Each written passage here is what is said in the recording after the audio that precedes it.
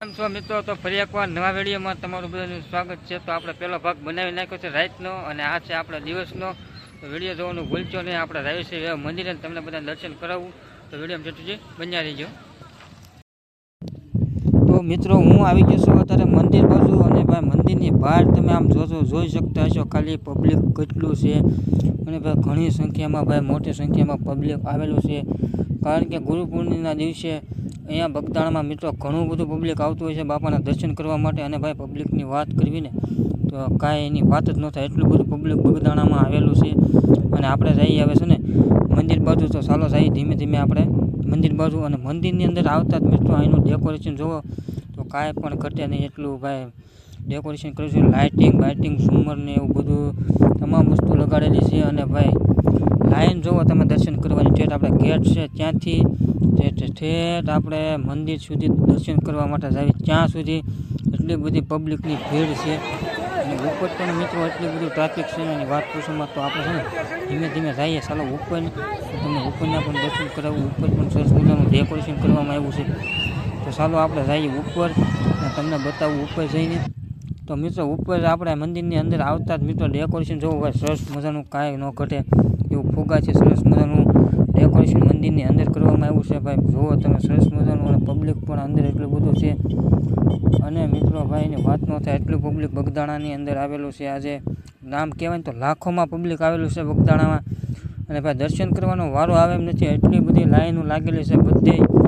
તો ભાઈ મિત્રો આપણે આવ્યા છીએ જેમ તેમ ટાઈમ લઈને આપણે તમારા સુધી વિડીયો પોગે, તમને પણ ખબર પડે કે બગદાણાની અંદર ભાઈ એટલું બધું પબ્લિક આવતું હોય છે, એટલા માટે આપણે આવ્યા છીએ। અને તમને બધાને બતાવવા માટે થોડી ઘણી તમને માહિતી આપું, એટલા માટે આપણે આવ્યા।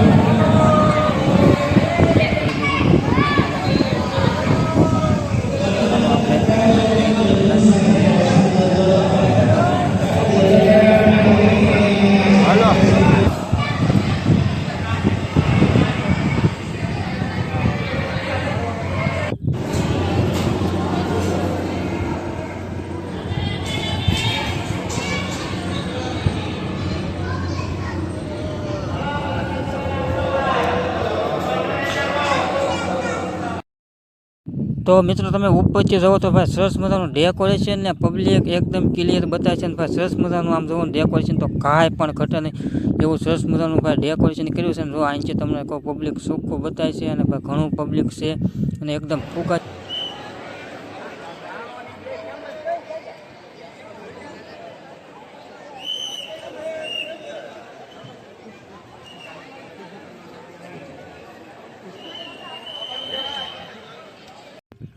ત્યારબાદ મિત્રો આપણે આવી ગયા છીએ સમાધિ મંદિરે, જ્યાં ભજનદાસ બાપુની સમાધિ આપેલી છે ત્યાં। અને ત્યાં પણ મિત્રો તમે જોવો ને તો ભાઈ લોકોની એટલી બધી ભીડ જામી ગઈ છે ને, પણ ત્યાં પણ દર્શન કરવાનો વારો આવે એમ નથી। અને તમને જો સમાધિના મંદિરના દર્શન કરાવું છું અહીંથી, તો તમે પણ સમાધિ મંદિરના દર્શન કરી લેજો।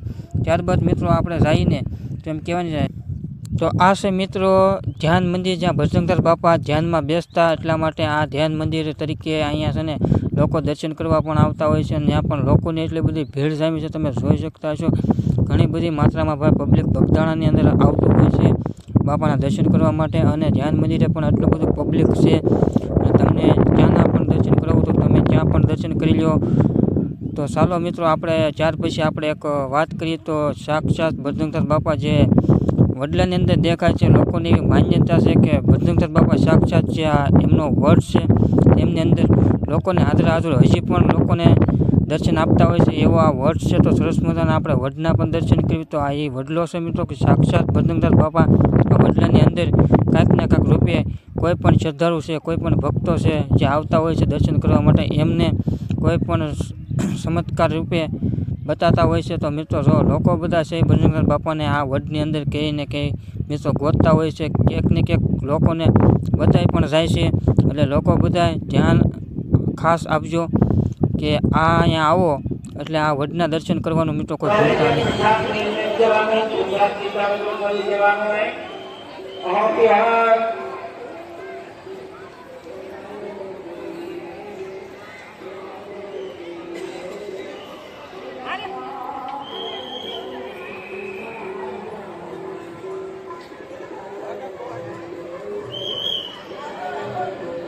અમે વયા છીએ બગદાણાથી અત્યારે હાલ ઘરે, અને અમે 2 દિવસ બગદાણા રોકાણ હતા, અને અત્યારે વયા છીએ ઘરે. તો વિડીયો કેવો લાગ્યો કોમેન્ટમાં જણાવી દેજો, અને કોમેન્ટમાં મિત્રો બાપા સીતારામ લખવાનું ભૂલશો નહીં. મળીશું નેક્સ્ટ વિડીયોમાં. ત્યાં સુધી બધાને બાય બાય.